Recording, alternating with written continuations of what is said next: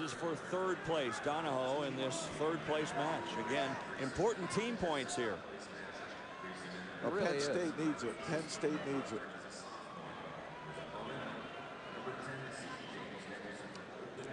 And Gardner, Mr. Funk from Stanford, Kerry McCoy. Excuse me. Yeah.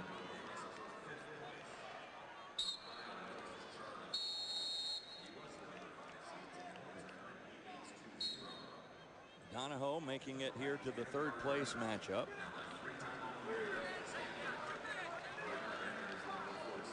And early points here for Donahoe.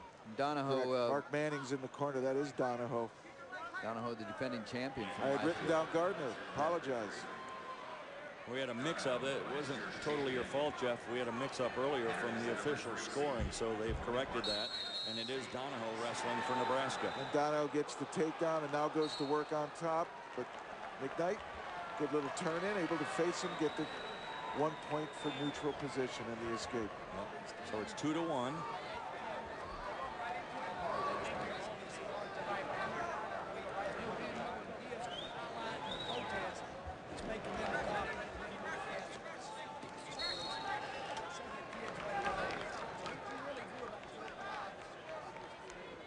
Donahoe, the defending champ at this weight. These guys have not met this year. Unseeded.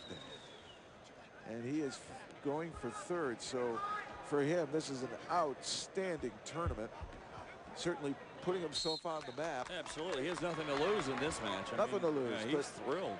Sure, he doesn't want to lose. No, sure not. Of course not. But I mean, what a run if you knock off the defending champ to take third in the weight. Yeah, that's true. By the way, going for the championship tonight will be Angel Escobedo of Indiana. Remember, we've been following his escapades here in the NCAA Wrestling Championships. He will be in there tonight against Ness, Jason Ness of Minnesota. But Escobedo has been battling a shoulder injury. With more on that, here's Quint Kesnick. It was in the quarterfinals, and Angel Escobedo, the #1 seed from Indiana, his shoulder popped in that match. They were in extra time. Brandon Prieston of Northwestern is given the escape, takes a 1 point lead. Escobedo used all of his injury time, the full minute and a half, managed to tie the match up. He won by virtue of riding time, and then he won his semifinal match. I spoke to him about 10 minutes ago. He says his shoulder popped out in the quarters. He was in pain prior to the semis, but once the match started, once the heat of the battle and the adrenaline kicked in, he forgot about it. He said he will wear his harness again tonight. He was hydrating. Said he got a quick little workout in this morning, and he's going back to the hotel to get some rest. Boy, talk about a game performance from Angel Escobedo. Will he have enough against Jason Ness of Minnesota tonight? Yeah, and it's something a lot of people don't even realize. If you listened, I said it's kind of interesting to see that they will turn around and send their athletes immediately back to the hotel. They won't bring them over here too early.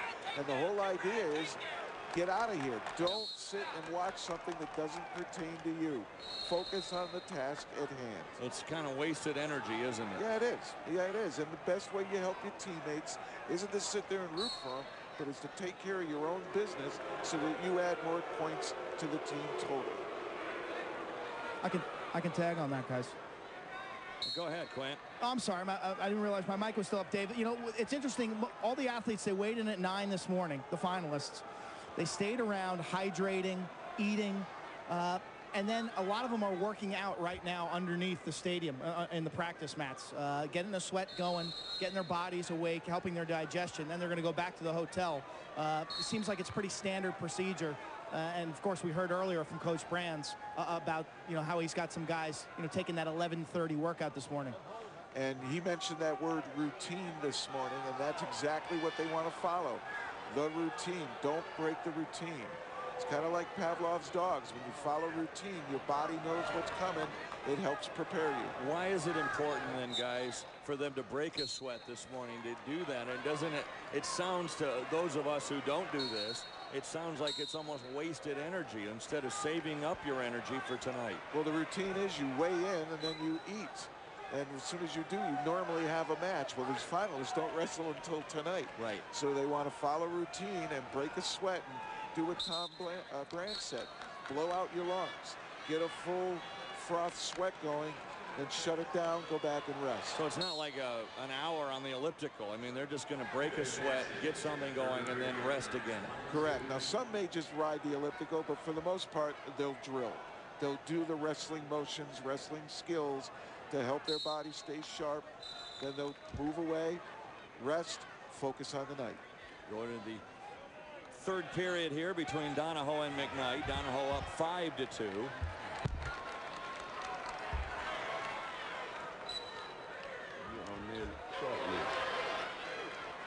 A warning.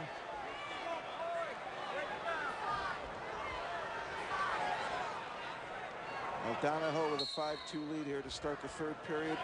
He's got 44 seconds of riding time, and he'll look to probably bring that over a minute here against McKnight, Penn State.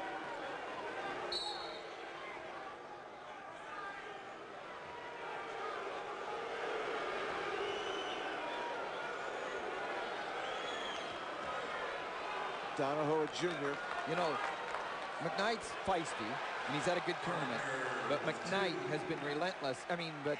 Donahoe has been relentless here. He's been on his game. He's a defending national champion that says, you know, I'm going to get third, and it's not as good as being the national champion, but I'm going to look great doing it, and he is. And he's a junior. He knows he gets to come back, so quitting here isn't the thing you want to do. You want to make sure you give your best performance, not only for your team, but for yourself, and keep your confidence. I mean, he has not allowed McKnight an opening in this match. McKnight has been, he has continued to wrestle hard, but Donahoe has had the upper hand. Couldn't quite wrap up that other leg for the two. They run out of bounds. I tell you, though, a takedown for McKnight right now with only 1:06 riding time. If he could hold Donahoe down, he could right tie there, the score. But see, I mean, he's not allowing that opportunity. Off the whistle, Donahoe was in. So he's trying to step up with that leg, push the leg to the side, turn and face. See him pushing the one leg away, see if he can step up, but he runs out of time. Stalemate by the official.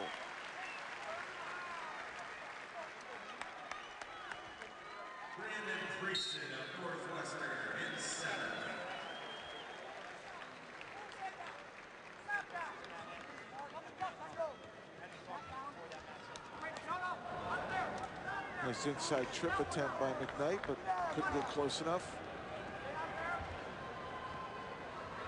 Here you see Donahoe saying, I don't like this position. He was backing up, finally breaks it.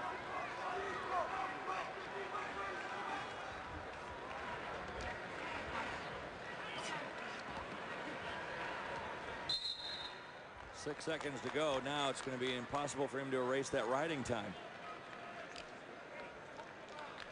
So in essence, a 6-3 lead for Donahoe. McKnight really got to do something special. It's not going to happen here. Donahoe can back up all he wants. And he's cagey and experienced, and he wins. So a defending champion, third place this year for Donahoe. Paul Donahoe of Nebraska, your third place finisher. And Tanner Gardner just got fifth, and he's the first three-time All-American for Stanford. There you go. Gardner beat Falk for fifth place.